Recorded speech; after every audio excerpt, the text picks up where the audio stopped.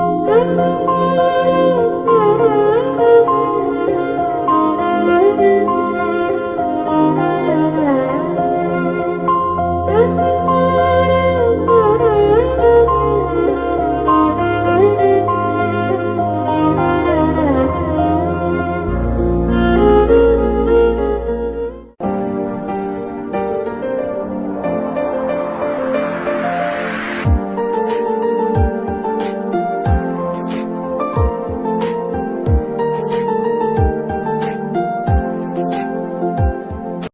guys, welcome to Durga Vignesh Vlogs.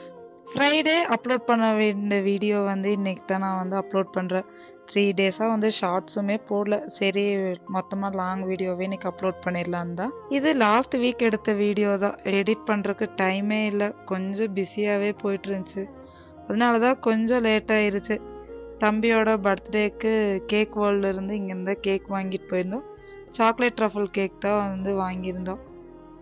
அது எப்படியோ தெரில, தம்பியோட பர்த்டே சின்ன வயசுலேருந்து அவனுக்கு அப்படிதான். அந்த பர்த்டே அன்னைக்கு எப்படி எங்கேருந்து யாருக்கு மணி ரெடி ஆகுமோ தெரில, வருஷம் கேக் கட்டிங் வந்து இருந்துகிட்டே தான் இருக்கும். ஆனால் எனக்கும் தங்கச்சிக்கு அப்படியே ஆப்போசிட்டு. எனக்காவது பர்த்டே அன்னைக்கு ட்ரெஸ் எடுக்கிறக்காவது காசு இருக்கும் வீட்டில்.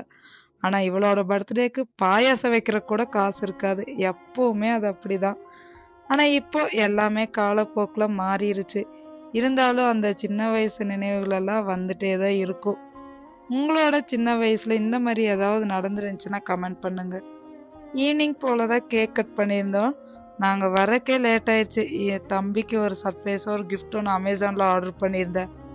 அது பார்த்தா 5 o'clock வருதுன்னு சொன்னாங்க. வெயிட் பண்ணி பார்த்து டைம் 6 ஆயிடுச்சு.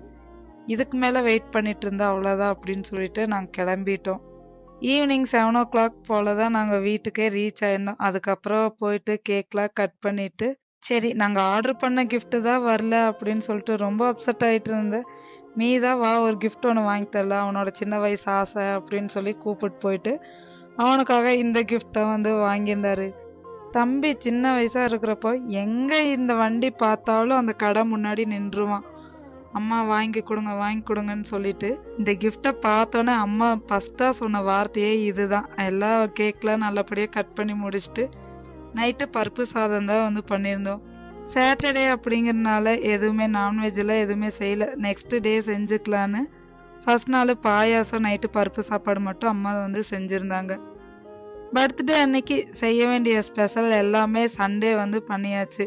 நான் மீன் குழம்பு வைக்கிறதுக்கு தான் எல்லாம் ப்ரிப்பேர் பண்ணிட்டு இருந்தேன். இதுக்கப்புறம் இது போக மட்டன் சுக்கா, மட்டன் குழம்பு, அப்புறம் புலாவு, KFC சிக்கன்னு ஒன்று சொல்லி ட்ரை பண்ணியிருந்தோம். அது எப்படி வந்துச்சுங்கிறத வீடியோ ஸ்கிப் பண்ணாமல் ஃபுல்லாக பாருங்கள். மீனை உப்பு, மிளகாத்தூள், மஞ்சத்தூள் போட்டு பரட்டி வச்சுட்டேன். மீன் குழம்புக்கு மசாலா தான் வந்து ரெடி பண்ணிட்டு இருந்தேன். நான் எப்போ மீன் குழம்பு வச்சாலும் கடையில் வாங்குற மீன் குழம்பு மசாலா போட்டு தான் வைப்பேன். நானே ட்ரை பண்ணேன் அப்படின்னா அது வந்து சொதப்பலாக தான் வந்துட்டே இருக்கும். கொஞ்சம் டேஸ்ட்டு கம்மியாயிட்டாலும் அந்த கடை மசாலா ஆட் பண்ணிவிட்டு டேஸ்ட் வந்து எப்படியோ ஒன்று கொண்டு வந்துடுவேன். ஆனால் இப்போல்லாம் அந்த கடை மசாலா வாங்குறதே இல்லை. இதுக்கு ஒவ்வொரு இன்க்ரீடியன்ஸும் என்ன மெஷர்மெண்ட் போடணும், அது எதுக்கப்புறம் எது போடணும் எல்லாமே வந்து கற்றுக்கிட்டேன்.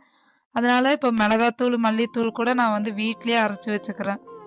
மீன் குழம்புக்கு நான் வீட்டில் இருக்க மசாலாவே யூஸ் பண்ணி பழகிட்டு இப்போ கடை மசாலா வந்து போட்டு வச்சா பிடிக்கிறதே இல்லை. ஃபர்ஸ்ட்லாம் மீன் குழம்பு மசாலானா மாதத்துக்கு ஒரு 3-4 பேக்கெட்டாவது வாங்கி வச்சிருவேன்.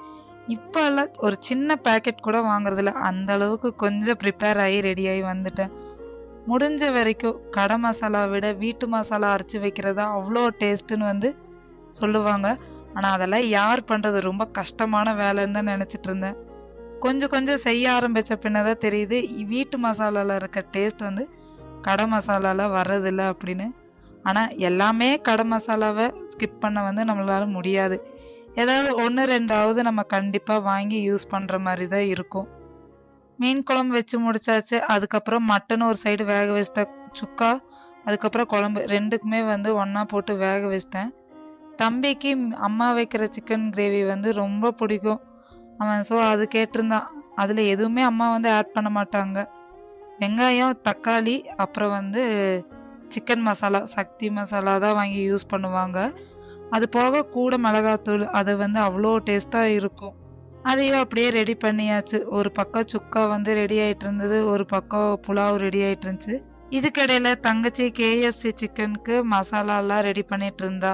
இதுல என்னென்ன ஆட் பண்ணியிருக்கிறேன் அப்படின்னா முட்டை, பால், அதுக்கப்புறம் பெப்பரு, சீரகத்தூள், மிளகாத்தூள், கொஞ்சமா கரம் மசாலா, இஞ்சி பூண்டு பேஸ்ட்டு, லெமன் ஜூஸ் இதெல்லாம் போட்டு நல்லா மிக்ஸ் பண்ணிட்டு முட்டை கொஞ்சம் நல்லா பீட் பண்ணணும். அது போக நல்லா பீட் பண்ணிட்டு நம்மளோட லெக் பீஸ் எல்லாம் கீத் போட்டு வச்சுட்டு இதை வந்து கிட்டத்தட்ட 8 hours வந்து ஊற வைக்கணும்னு சொன்னாங்க.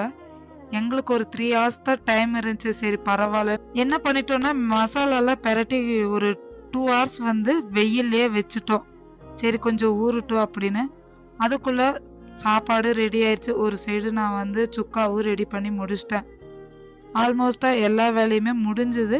நான் KFC சிக்கன் மட்டும்தான் பொரிக்கணும். சரி தம்பி எல்லாருமே வந்து வெளியே போயிருக்கிறாங்க. எல்லாருமே அவங்களாம் வந்துட்டோம் அப்படின்னு சொல்லிட்டு வந்தோன்னே சுட சுட பொரிச்சுக்கலாம் அப்படின்னு சொல்லிட்டு வெயிட் பண்ணிட்டு இருந்தோம். மதியானம் 1:30 போல எல்லா வேலையும் முடிச்சிட்டேன். 1 o'clock முடிக்கணும்னு இருந்தேன். ஆனால் இருந்தாலும் 1/2 hour லேட் ஆயிடுச்சு. சரி எல்லாரும் வெளியே போயிருக்கிறாங்க. அவங்க வந்ததுக்கு அப்புறமா நம்ம சிக்கன் வந்து பொரிச்சுக்கலாம் அப்படின்னு வெயிட் பண்ணிட்டு இருந்தேன். கடைசியில் அவங்க வந்தது என்னமோ 2:30 தான். சாப்பிடும்போது மணி 3 o'clock ஆயிடுச்சு. KFC சிக்கன் ஸ்டைலில் பண்ணுறோன்னு அந்த மசாலாலாம் நல்லா பிடிச்சிருச்சு. ஆனால் அந்த கோட்டிங்கும் ஓரளவுக்கு வந்தது. ஆனால் டேஸ்ட் வைஸ் அந்த அளவுக்கு வரலன்னு சொல்லிட்டு ஃபைனலாக என்ன பண்ணிட்டோம்னா ஒரு 2-3 பீஸ் மட்டும் பொரிச்சிட்டு அதுக்கப்புறம் இந்த மசாலாலே டிப் பண்ணி பொரிச்சு எடுத்தோம். அதுவே வேற லெவல் டேஸ்ட்டாக இருந்துச்சு.